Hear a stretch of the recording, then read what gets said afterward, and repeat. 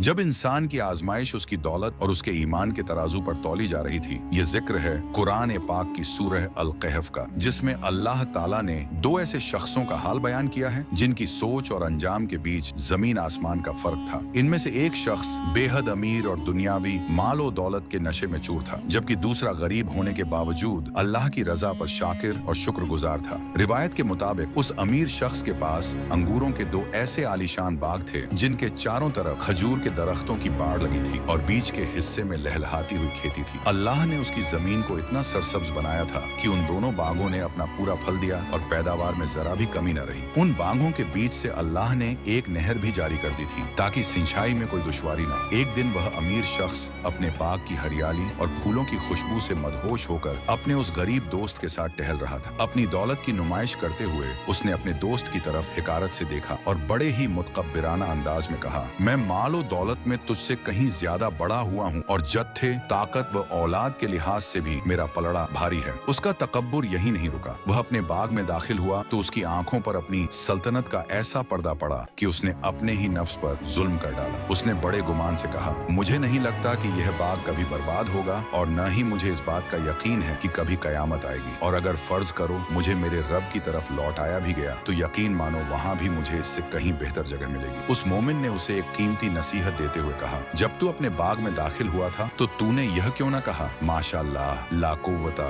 इल्ला बिल्लाह। अगर तू मुझे माल और औलाद में अपने से कम देख रहा है तो मुमकिन है कि मेरा रब मुझे तेरे इस बाग से कहीं बेहतर अता कर दे और तेरे इस बाग पर आसमान से कोई बिजली गिरा दे जिससे यह एक बंजर और फिसलन भरी जमीन बन जाए। पलट गया पासा हसरत और नदामत। अभी वह शख्स अपने गुरूर के नशे से बाहर भी नहीं आया था कि कुदरत का फैसला सादिर हो गया। देखते ही देखते उस आलीशान बाग पर अल्लाह का अजाब नाजिल हुआ। रात ही रात में वह हरा भरा बाग तबाह हो गया। अंगूर की बेलें अपनी टट्टियों पर गिरी पड़ी थीं और फल बर्बाद हो चुके थे। अगली सुबह जब वह शख्स वहां पहुंचा तो मंजर देखकर उसके पैरों तले जमीन निकल गई। वह अपनी हथेलियां मलता रह गया और निहायत हसरत के साथ कहने लगा, काश मैंने अपने रब के साथ किसी को शरीक न ठहराया होता। उस वक्त न उसकी बड़ी जमात उसके काम आई और न ही उसकी दौलत उसे अल्लाह के अजाब से बचा सकी। ये वाकया आज भी हमें याद दिलाता है कि दौलत अल्लाह की अमानत है।